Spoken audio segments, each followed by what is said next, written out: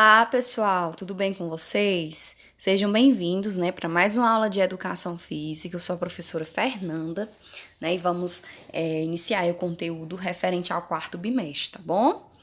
Então, o conteúdo da aula de hoje, pessoal, é a cultura corporal de movimento e as práticas esportivas urbanas, né? Então, o que é que a gente vai estudar na aula de hoje? Nós vamos refletir a relação entre as práticas esportivas e os espaços que são destinados a essas práticas esportivas, né? Analisar as relações entre exercício físico e saúde, verificar como é que as tecnologias, né, essas novas tecnologias, esses aplicativos existentes, podem ser utilizados a favor das práticas corporais e vivenciar experiências de montagem de treino, né, de limitação de treino e controle de pesos, tá certo? Então vamos lá. Pessoal, a forma como a cidade se organiza, ela é ligada diretamente à praticidade do dia a dia, ao tempo que a gente tem também. Então, cada vez mais, a presença de edifícios verticais, que permite um grande número de pessoas morar mais próximo dos centros comerciais e locais de trabalho, né? Então, a gente vê que os espaços aí, eles propiciam um ambiente, né, mais apto aí à prática de exercício físico, né? No entanto, a gente tem que considerar o quê? Que tem alguns tipos de configurações que também trazem problemas, né, para essa questão desse espaço físico, como os engarrafamentos, né, que se formam no trânsito de cidades de porte médio e grande. E aí acabam não sobrando espaços, né, tanto espaço público assim, para a realização de práticas corporais, tá certo? Com muitos carros concentrados em um espaço pequeno, a poluição nessas áreas aumenta, o que pode resultar em problemas respiratórios e outros danos à saúde. Então é importante a gente ficar atento a esses componentes também, tá bom? Além disso, muitas áreas públicas, né, que existem e que existiam também nas cidades grandes estão sendo transformadas em prédios, avenidas, estacionamentos, né, shoppings, é o que a gente vê muito. E aí, as áreas públicas para a prática de exercício físico, de atividade física, esporte, lazer, né, para desenvolver essas práticas corporais, elas estão cada vez mais ficando raras, né, escassas. E isso tudo, pessoal, também produz efeito na vida das pessoas, né? Por quê? Porque muitas delas passam mais tempos fechadas em casa, né, em espaços domésticos, em casa, sem muito espaço para realizar atividade física, acabam que se encontrando numa situação, né, em condições de sedentarismo. E aí é um impacto que a gente entende como um impacto considerável aí na saúde, tá bom? Afetando diretamente a saúde. Tem casas, tem espaços domésticos que tem de fato espaço? Tem, mas a grande maioria não é assim, tá bom? E por isso, né, por essas e outras razões, que é possível afirmar que a organização urbana do meio ali está diretamente ligada à nossa qualidade de vida, né? E aí faz com que influencie o nosso bem-estar, tá certo? Corpo e cidade, né? Vamos entender a relação entre essas práticas corporais e a cidade, né? Entre o corpo e a cidade. Então, alguns movimentos sociais, né, e gestores públicos defendem o quê? Que os centros urbanos devem criar e manter mais áreas de convívio e lazer, né? Muitos têm programas, projetos e academias ao ar livre, né? Como, por exemplo, os espaços que incentivem a prática de exercícios físicos e de esportes, né? Essas iniciativas, elas estão relacionadas justamente a essa mudança de perceber, né, essa necessidade, essa mobilidade urbana que vem ocorrendo nos últimos anos, né? Então, muitas cidades, além dos parques de quadras poliesportivas, também estão ampliando o quê? Os espaços na rua, aumentando as calçadas, né? Dando aí aumentando a extensão das ciclovias, né, para que ciclistas tenham um espaço apropriado. Então, com essas medidas, há um incentivo para quê? Para que a população caminhe ou use bicicleta, né, como meio de transporte. E aí contribuindo assim para a qualidade de vida, né, para a saúde, para o desaparecimento de doenças, tá certo? E aqui eu trouxe um videozinho que ele vem tratar sobre as características do ambiente. Quais são essas características do ambiente que favorecem a prática de atividades físicas, né? Então é só clicar no link. O material ele vai estar disponível em PDF, que fica mais fácil de vocês acessarem. Então, clica no link e já vai direto para o YouTube, tá bom? Então vamos lá. E aí, pessoal, o planejamento urbano, né, incentiva a prática de exercícios físicos, né? Incentiva o espaço, né? O espaço destinado, em algumas vezes, não vou dizer em todas, ele não tem ali um incentivo maior à questão do tempo, né? A questão de você utilizar implementos ali, ó, como por exemplo nessas fotos, né? Para realizar exercícios físicos. Então, isso tudo vai trazer benefício à saúde e à qualidade de vida dos habitantes. Então, com a possibilidade de circular pela cidade usando ciclovias, a bicicleta ganhou muito destaque, né? E aí ela passou a ser meio de transporte, né, para várias pessoas, que aí não contribui só para nossa saúde, como também para a preservação do meio ambiente, promovendo o bem-estar, né, de todos, não só o nosso, de todos. Então, muitas pessoas preferem fazer uso de outros meios igualmente saudáveis também, como, por exemplo, patins, patinetes, skates, né? São formas aí de transporte, meios também de se locomover, tá certo? E aí, o seu estilo de vida influencia a sua saúde? Vocês já pararam para pensar se o estilo de vida de vocês está contribuindo positivamente para a sua saúde ou ele está afetando aí sua saúde? Então é muito comum a gente ouvir falar o quê? A gente ouve falar de saúde, de qualidade de vida na televisão, nos jornais, na internet, nesses meios de comunicação. Mas aí vocês já pararam para pensar sobre o que de fato significa saúde, né? Então, a Organização Mundial da Saúde, ela vem dizer o quê? Que a saúde, ela vai além de vocês ter ausência de doenças. Não significa apenas você ter ausência de doenças, não significa você já ser saudável.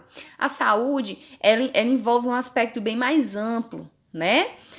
Você estar bem em diversos aspectos da vida, aspecto social, físico, afetivo, psicológico, né? Então, são vários componentes aí que vão contribuir, dar sua contribuição para a saúde, né? E aí, como eu falei, né? A Organização Mundial da Saúde considera como uma sensação de bem-estar físico, mental, social e não apenas como uma ausência de doença. Então, por sua complexidade, o conceito de saúde ele é multidisciplinar, ou seja, precisa ser abordado por diversas áreas de conhecimento, né? Por diversos profissionais, envolvendo diversos fatores clínicos, sociológicos, econômicos, geográficos, entre outros. Então, esse aspecto de saúde ele é bem amplo, tá bom? E aí, até mesmo a organização das cidades pode ser usada para refletirmos sobre o que é saúde. Olha aí, eu trouxe uma imagem aí que dá para a gente refletir, né, sobre essa questão da qualidade de vida e saúde. Então, um estilo de vida saudável, pessoal, nada mais é do que aquele que proporciona bem-estar à pessoa, né? Então, se você faz uma prática que te proporciona um bem-estar físico, bem-estar mental, né? Aquela prática ali, ela está lhe causando, ela está contribuindo para seu estilo, ela está contribuindo para sua saúde, para seu bem-estar, para seu estilo de vida, tá certo? E aí, geralmente, está atrelado à boa alimentação também, a prática de atividades físicas, a um sono regulado, a ausência de substâncias nocivas, como drogas e álcool. Então, tudo isso deve agir em conjunto, né, para que o seu estilo de vida seja considerado saudável, tá bom? O ambiente, ele pode influenciar no estilo de vida, né? Ou seja, na medida em que ele pode favorecer ou não a prática de atividades físicas e o lazer. Por exemplo, uma cidade com parques e espaços destinados a essas práticas é mais favorável a um estilo de vida saudável. E aqui, ó, eu trouxe uma imagem de academias públicas, né? Que a gente vê muito aí. Então, tá ali, né, como incentivo a melhorar o seu estilo de vida, a melhorar a sua saúde, né? E aí, saúde é um direito de todos, tá bom? Nossa saúde está diretamente ligada ao estilo de vida em que levamos, né? Por exemplo, quando nos alimentamos de certa maneira, ou escolhemos fazer ou não fazer algum tipo de atividade, isso traz consequências, né? Consequências práticas sobre o nosso corpo e nossa saúde. E aí o estilo de vida saudável, né? Portanto, ele está relacionado muitas vezes às nossas escolhas, né? Então ele depende só de nós. Mas é preciso também de incentivos externos, né? Como, por exemplo, que haja espaços adequados para a realização de atividades que sejam benéficas para a nossa saúde. Não é isso? Ó, eu trouxe aqui um vídeo que fala sobre o Papo Saúde, vida saudável, tá certo? É só clicar nele que ele vai falar bem específico desse estilo de vida adequado, dos benefícios para a saúde, tá certo? Então vamos lá, para que esses espaços existam nas cidades, quais são esses espaços, professores? Espaços aptos, né, a contribuir aí para um estilo de vida saudável, tá? Esses espaços designados aí a uma prática corporal, tá bom? A uma atividade física, a um exercício físico. Então, para que esses espaços existam, são necessários investimentos em infraestrutura, equipamentos, manutenção, iluminação. Então, são esses cuidados e incentivos que vão fazer com que as pessoas se sintam motivadas, né? Motivadas para praticar exercício físico, atividade física, qualquer modalidade esportiva. Motivadas também a se socializar, né? A desenvolver o aspecto afetivo, né? Que também é uma contribuição, um benefício para a saúde, tá certo? Então, a qualidade de vida da cidade, ela depende de outros fatores, né? Depende de iniciativas do poder público por meio de planejamento urbano, preservação de áreas verdes, criação de parques. Depende também do fator econômico, né? Por exemplo, a questão da especulação imobiliária, manutenção de áreas públicas para convívio social, né? Além também de depender das nossas escolhas, né? Porque o nosso estilo de vida, o estilo de vida em que a gente adota, ele depende apenas da nossa consciência e das implicações ali do meio, tá bom? Então, as escolhas, elas derivam da nossa autonomia, né? Que é o fruto do conhecimento propiciado em grande parte pela escola, tá certo? Por exemplo, ó, vamos aqui para a imagem. Essa imagem aqui, a gente vê, né, que tem alguns meninos jogando futebol, né? Mas será que eles estão jogando futebol aonde? É um espaço aberto, né? É um espaço propício para realizar ali a prática, né? Ou foi só um campo abandonado que eles encontraram ali, né? Então a gente tem que considerar esses aspectos extrínsecos do meio, tá certo? Geralmente, pessoal, as regiões mais pobres das cidades, né, apresentam poucos espaços públicos para a prática de atividade física, esporte e lazer. E aí, lembrem-se, tem aqueles 3 componentes lá, né? Os incentivos do poder público, os incentivos econômicos e as nossas escolhas, né? E aí, quando não há um desses aspectos, um desses componentes, né, acaba prejudicando ali o estilo de vida, acaba prejudicando ali a saúde diretamente, tá certo? Nessas duas imagens a gente percebe o quê? Que não tem uma infraestrutura adequada, um espaço adequado, um meio adequado. Então, a gente vê aqui uma falta na questão do poder público, não é isso? Então, quando esses locais existem, muitas vezes, eles se encontram em uma situação precária, né? Apresentando problemas como abandono e falta de manutenção, o que faz com que aumente a sensação de insegurança da população. Você está ali praticando um exercício físico, praticando uma modalidade de lazer, mas você não sabe que aquilo pode trazer prejuízo para a sua saúde, né? Olha as condições do espaço, pessoal, né? Dessas imagens. Então, os habitantes, por exemplo, desses bairros aqui que eu mostrei, eles têm geralmente poucas condições de levar uma vida saudável, né? Já que o poder público não trabalha para garantir esse direito. Então, é interessante também a gente prestar atenção aos locais em que a gente está, né? Para que ao invés de adquirir saúde, a gente não adquira doenças, né? Por causa de condições precárias. E aí, educação física e saúde, né? Em busca de uma vida saudável, muitas pessoas desenvolvem rotinas de exercícios físicos ou de atividades físicas diárias, né? Isso pode significar até mesmo uma caminhada leve, uma caminhada moderada, uma corrida, um ciclismo, né? Você fazer um planejamento ali de correr todos os dias pelos quarteirões do bairro, né? Então, é um tipo de exercício físico, é um planejamento, uma rotina de exercícios físicos, tá certo? E aí, quando a gente fala em exercício físico, estamos nos referindo a uma atividade com exigência motora maior. Não é simplesmente uma atividade física. Não é simplesmente você sair ali do seu nível do repouso do corpo. É você envolver um planejamento, uma sistematização, uma objetividade, né? Então, tem uma exigência motora maior, seja com movimentos específicos, né? Ou movimentos mais intensos, tá certo? Então, a maioria dos exercícios explora diversas capacidades e habilidades motoras, né? Quais são essas capacidades e habilidades motoras? Acredito que vocês já até viram em outras aulas, né? Então, por exemplo, a força do nosso corpo, a resistência, né, a velocidade, são capacidades físicas, né? São habilidades necessárias para realizar uma prática esportiva, né? Por exemplo, a de velocidade. Existe velocidade de movimento, de reação, de resposta, né, ao estímulo. E aí, tudo tá voltado à questão do processo do metabolismo também, tá certo? Ó, eu trouxe imagem aqui. Aqui são dois exercícios, né? Aqui são dois exercícios que exploram essas capacidades e habilidades motoras. O primeiro é o chamado burpee, né? Esse burpee, ele exige muita potência muscular, né? São exercícios que têm uma exigência motora maior, né? Tanto dos membros superiores quanto dos membros inferiores. O segundo é o salto. O salto é um exercício simples, não é? Mas são exercícios intensos, né? São simples, mas são intensos, que requer também uma exigência motora maior, bom? Como organizar um treino, professora?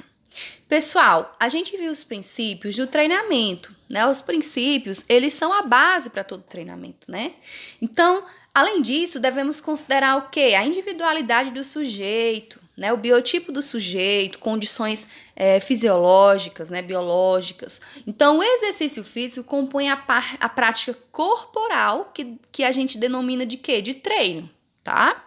O exercício físico é um treino, tá bom? Ainda que seja a ginástica, avalie-se exclusivamente do exercício físico para sua materialização, é bom lembrar que ele também está presente em outras práticas. Então, o exercício físico é o quê? É você praticar natação, um ciclismo, uma dança, um futebol, uma modalidade esportiva individual, coletiva, um atletismo, um vôlei, tá certo? E aí, nesses casos, o exercício físico ele é usado tanto como forma de condicionamento físico. Quais são esses casos? O caso aqui da ginástica em específico. Pode ser utilizado como forma de condicionamento físico, de melhorar a sua condição física ali, né? Ou para o desenvolvimento, a preparação de estruturas corporais específicas, né? Para que o fundamento técnico e específico de determinada prática corporal tenha êxito e harmonia em sua execução. Ou seja, para melhorar a sua saúde, seu condicionamento físico, ou para desenvolver uma habilidade mais específica, uma capacidade mais específica para a prática ali esportiva. Tá certo? Quando quem se exercita quer desenvolver ou manter a aptidão física, né, é preciso considerar alguns fatores e critérios. Vamos entender quais são esses critérios? Primeiro, o treino ele deve ser praticado com regularidade, com constância, com 2, 3 ou mais sessões por semana, em dias seguidos ou alternados, né? É importante haver essa alternância para o descanso corporal. Deve-se considerar a frequência e a intensidade dos treinos, levar em conta a duração, a quantidade de sessões, tipo de atividade, o objetivo que o praticante quer alcançar, tá certo? É um dos pontos principais. Considerar os princípios do treinamento. Então, aqui são fatores que influenciam direto aí para a manutenção dessa aptidão física, né? Para a gente conseguir esse condicionamento físico, essa preparação física, não só para nossa saúde, né? Mas para o nosso desenvolvimento, tá bom? E aí, o que é aptidão física, professora? Então, quando a gente realiza uma tarefa motora, né, ela pode ser fraca, média e forte, as pessoas apresentam uma frequência cardíaca, né? A definição da intensidade da tarefa está relacionada ao percentual de frequência cardíaca exigida para a execução. Então, a aptidão física, de uma forma geral, ela pode ser avaliada por meio da capacidade de consumo de oxigênio. Saber se o nosso físico ele está apto a realizar uma atividade física, ele está capaz, será que o meu físico, meu corpo, ele é capaz de realizar aquela atividade física? Né? Então, existem testes, existem meios e mecanismos para serem usados, né, para fazer esse teste de aptidão física, né, para analisar o nível aí de esforço da atividade física. E um desses testes, né, é o teste de Cooper, né, que consiste em quê? Em correr 12 minutos em uma pista, terreno ou esteira, né, para analisar aí a frequência cardíaca, tá bom? E aí, pessoal, um ponto importante, né, com a questão dos espaços que a gente tem, que a gente vê que antigamente não tinha tanto esse desenvolvimento, né, da infraestrutura, voltados a locais para práticas de esportes, né, incentivo, esse incentivo ele não era tão presente. E aí, com as tecnologias, né, com o desenvolvimento, a gente vai buscando alternativas diferenciadas. Por exemplo, existem diversas tecnologias, pessoal, que contribuem aí para a realização de atividades físicas, exercícios físicos, até mesmo em ambientes que são mais fechados, tá certo? E aí a gente considera o quê? Que a inatividade física e a falta de condicionamento, né, de acordo com os dados aí da Organização Mundial, apontam que cerca de 30% dos adultos com níveis insuficientes de atividade física, né, sendo que por volta de 3,2 milhões de óbitos anuais são devido à prática de 46 atividades físicas insuficientes, isto é, ocupam o 4º lugar nas causas de morte. Então a gente vê aqui os índices de inatividade física, né, de que prejudicam a saúde, levando muitas pessoas, né, à morte aí, tá certo? Atualmente, ainda temos essa situação como um dos principais fatores de risco de morte, né? E aí é uma questão a nível mundial, sendo que o fator preocupante é que mais de 80% dos adolescentes se enquadram nesse nível insatisfatório de atividade física. Para vocês terem ideia, né? Os adolescentes, eles estão aí como destaque nesses fatores de risco, tá bom? Aqui eu trouxe um gráfico, né, que mostra a classificação geral do praticante e do não praticante, tá certo? Aqui são as pessoas, tá, que praticam esportes. Os que não praticam, né, os que não praticam são considerados sedentários, né, nessa corzinha aí rosa, né, bege, e praticantes de atividade física, que representa aí uma parcela, né, uma porcentagem aí de 28,5%. Né? Então, o que é que a gente pode perceber? A grande maioria aí não pratica, então são níveis altos, né? E aí, como eu estava falando, as tecnologias, né? É importante a gente conhecer os dados, né? Para poder falar. Então, as tecnologias, elas vêm aí para contribuir, né? Para contribuir para melhorar as aptidões físicas, as rotinas de treino, a manter a saúde. Então, muitas pessoas buscam, né? Esses objetivos. E aí, entre as possibilidades disponíveis, atualmente, a gente tem, por exemplo, a questão da coordenação de treinos, né, voltados a muitos aplicativos, né? Hoje em dia tem muitos aplicativos e tecnologias, né, que utilizam a inteligência artificial, IA, né?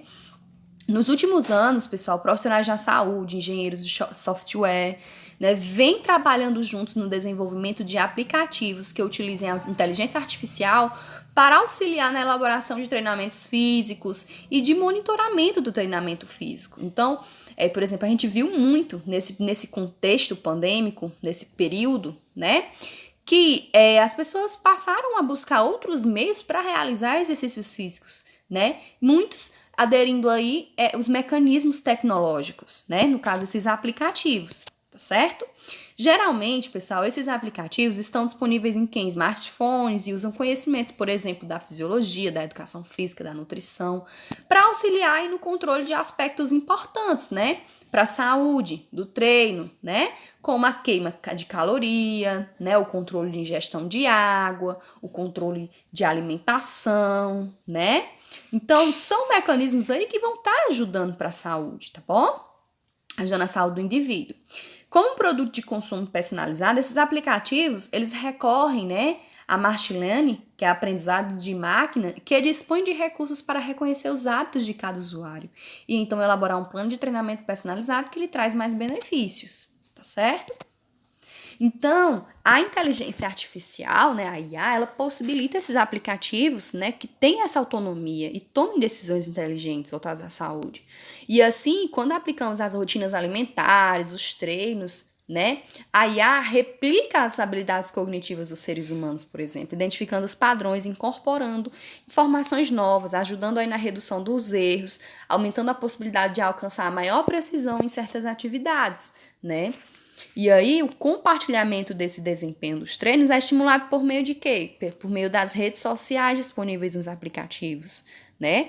E aí, eles valem de elementos de gamificação, a fim de incentivar a continuidade e o fortalecimento do hábito da prática de exercícios físicos. Então, eles estão aí como incentivo para a nossa saúde, tá certo? E aí, como é que a gente pode controlar os treinos com essas tecnologias, professora? A tecnologia, pessoal, existem diversas tecnologias. E aí a gente vê muito, né, esse controle no treinamento de alto rendimento, né, de alta performance, os jogadores profissionais, né? Então, a tecnologia esportiva é outro ponto importante para os estudos da intensidade dos treinos.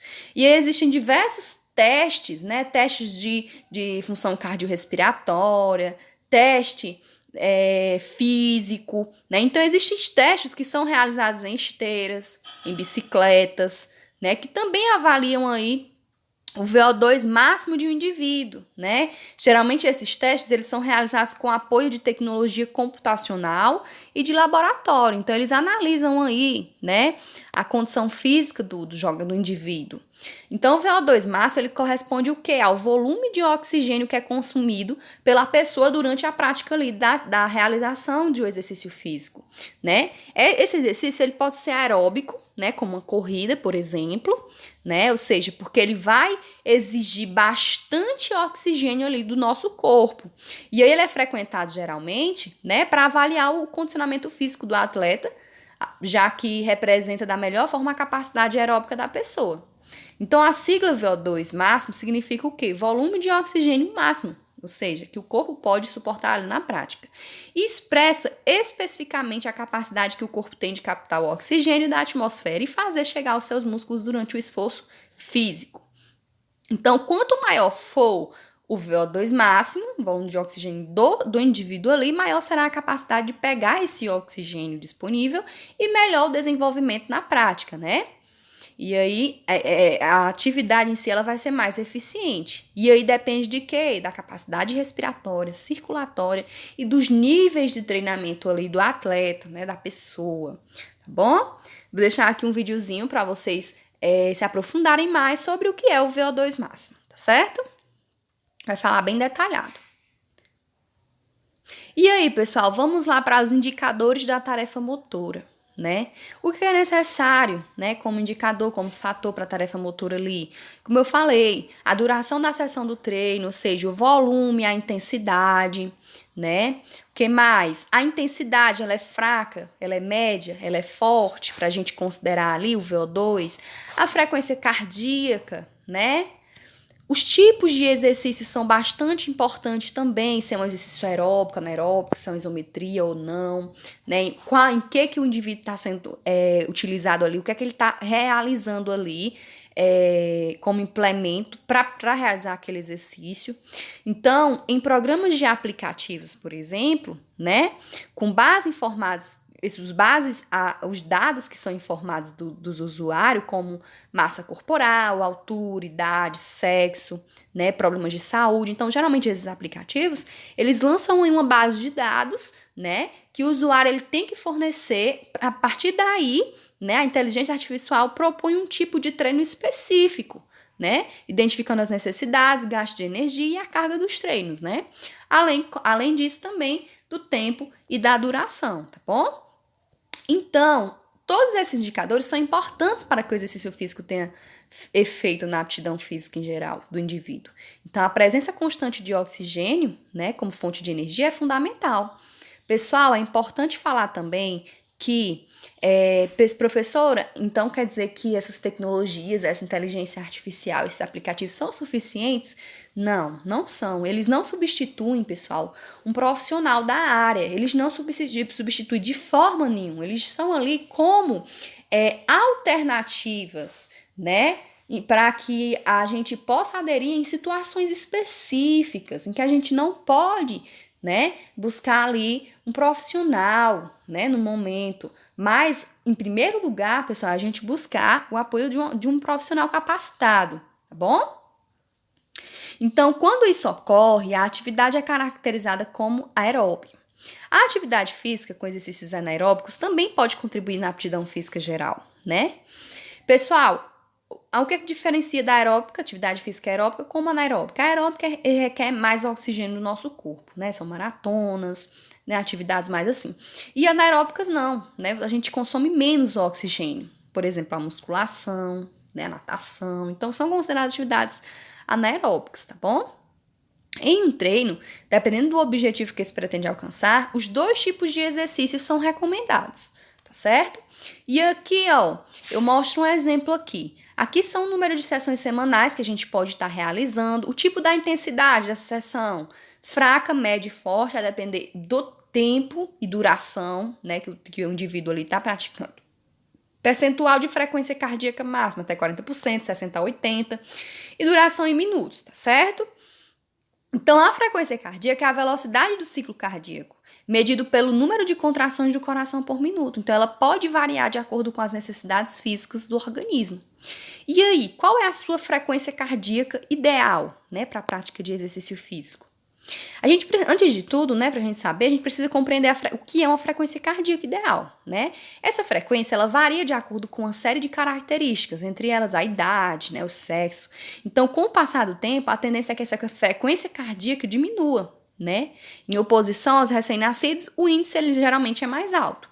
Então, aqui, ó, vamos aqui para uma tabelinha de classificação. De 0 a 2 anos, né, a frequência cardíaca ela é em torno de 120 e 140 batimentos por minuto, né, BPM. Entre 8 e 17, entre 80 e 100. Adultos sedentários, 70 e 80 batimentos. E adultos praticantes de atividade física, idosos, né, entre 50 e 60 batimentos por minuto, tá bom?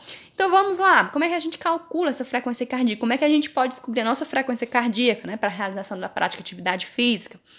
A gente pega o valor X, que é 220, menos a idade do indivíduo, e aí a gente tem a nossa frequência cardíaca máxima. Por exemplo, uma pessoa de 30 anos, ela deve fazer o seguinte cálculo, ela pega ali o valor X, que é 220, menos a sua idade, com a sua idade, 30 anos, e aí o valor total vai ser 190. Tá certo? É a frequência cardíaca máxima do indivíduo. Aqui eu trouxe duas tabelas, tá? Para vocês calcularem as suas frequências cardíacas e depois analisarem aqui nas tabelas.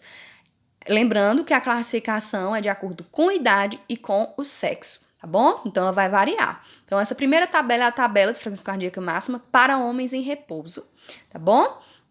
E aqui a tabela de frequência cardíaca máxima para mulheres em repouso. Então vocês analisam lá e fazem o cálculo lá e depois vêm analisar aqui na tabela, tá certo? Então, pessoal, aqui foram algumas referências, certo? Até a próxima aula. Qualquer dúvida pode entrar em contato comigo, tá bom?